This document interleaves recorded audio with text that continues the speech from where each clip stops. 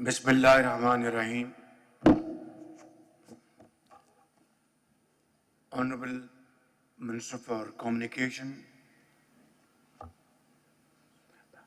Mr. Aleem Khan, Honorable Ministers from friendly and brotherly countries, Secretary General ECO,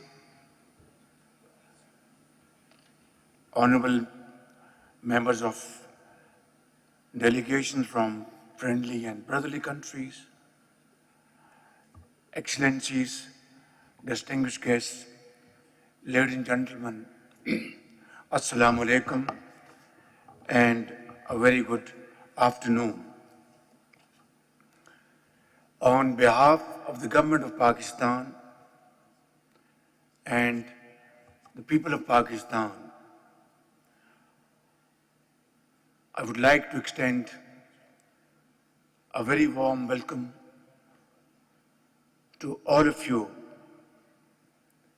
and thank you for taking time from your very precious busy schedule to grace this occasion in Islamabad.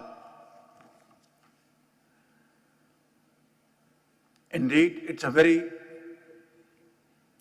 significant moment that we have gathered here today to have a very meaningful and productive dialogue at this point in time as to how to further strengthen our bilateral and multilateral relations in various walks of life. Ladies and gentlemen, for centuries, our land, Pakistan, which was carved out of subcontinent back in 1947 through great efforts and sacrifices by the Muslims of the subcontinent under the great leadership of Quaid-e-Azam Muhammad Ali Jinnah, the founder of Pakistan. We have all heard those glorious stories of Pakistan being a great channel, conduit, through which scores of countries exchange goods, cultural traditions, and creative ideas.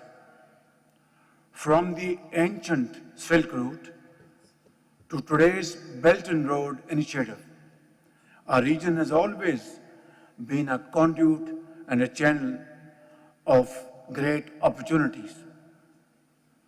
Today, shifting global geopolitical dynamics and the growing dominance of economic priorities have breathed new life into the ancient corridor, transforming it from a relic of the past into a strategic necessity for our bright future.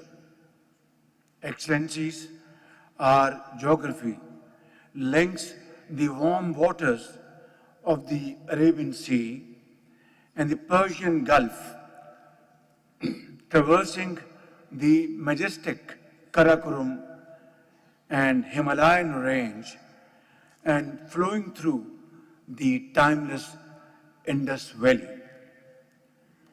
We are at the confluence of China, the Eurasian land bridge, and the Middle East, a unique tri-junction of economic corridors connecting China, Central Asia, and the broader Middle East.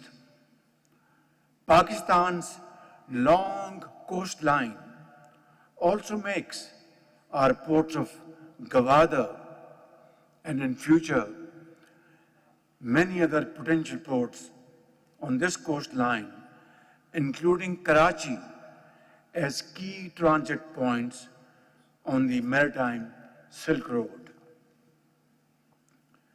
Honorable delegates, as I speak in this august assembly of our brotherly and friendly delegates, sharing my thoughts with you on this important topic, I am aptly reminded of the vision and foresight of my leader, Prime Minister Mohammad Nawaz Sharif, who staunchly believed that peace and development are intertwined.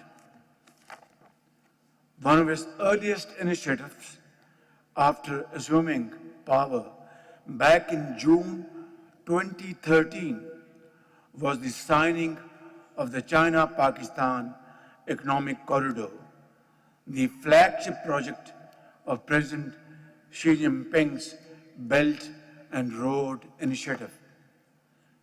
Therefore, CPEC has been a transformative experience for this region, connecting markets, bringing people together across China, Central Asia, South Asia, and the Middle East. By linking Gwadar port with China's Xinjiang province, it has opened new routes for trade and energy cooperation, serving as a vital gateway of connectivity, opportunity, and of course, cultural exchanges. Ladies and gentlemen, I take huge pleasure and honor in informing this distinguished audience that after the success of its first phase, we are now entering into the second and very exciting phase of CPEC 2.0, centered and based on fostering business-to-business partnerships, strengthening investment opportunities for Chinese companies in Pakistan as well as from friendly and brotherly countries sitting on this round table, so that we can promote our mutual targets in peace and prosperity. Ladies and gentlemen, we are also working on a number of rail connectivity projects like the Trans-Afghan Railways and the Islamabad-Tehran-Istanbul connectivity. And I have already discussed this project with my very dear brother, President Tayyip Erdogan, and my very dear brother, President Masoud Pezeshkian of Turkey and Iran, respectively. And this opportunity is a great opportunity to revolutionize cross-border trade and connectivity.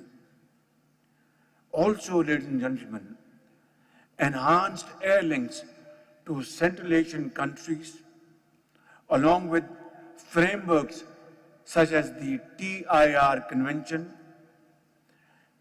and international road transport mechanisms would really bring a great quantum jump in our trade, our joint venture investments, projects, and of course, people-to-people contacts, which will go a long way in bringing our countries together like never before. Ladies and gentlemen, I am confident that these mega projects would synergize the economic strengths of regional countries and usher in a new era of enhanced trade, economic cooperation, and energy collaboration in the region and, of course, beyond. Excellencies, in today's digital age, connectivity is not just limited to roads, railways, and air links. It is all about data, innovation, research and development, and technological integration. Pakistan is investing in digital infrastructure to ensure that we are adequately equipped to catch up with the fourth industrial revolution around the globe. And having a huge youth bulge in Pakistan, our demographic situation is a challenge as well as an opportunity in Chinese parlance. 60% of our population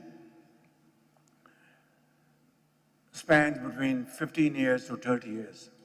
So it's a huge challenge and also brings a huge opportunity. If we are able to provide ample opportunities to our youthful boys and girls in the field of IT, AI, vocational training, that will be our greatest asset. We don't have black gold, but we have our youth as our greatest asset, which will become the harbinger of Pakistan's speedy progress and prosperity in time to come. Ladies and gentlemen, it cannot be stressed enough that cooperation in the trade and economic spheres is a win-win proposition, offering rich dividends to all. This would strengthen our common stake in peace and reinforce efforts for development in the region. In conclusion, let me mention in all humility, but with fullest certainty at my command, that together we would sow the seed of cooperation so that we may harvest the fruits of development and prosperity for our people and the region beyond. May Allah Almighty give us the guidance and strength to work together very closely and move in unison in future to make this region and regions beyond our borders, which will carry the program of prosperity and progress for all time to come. Thank you very much. God bless us.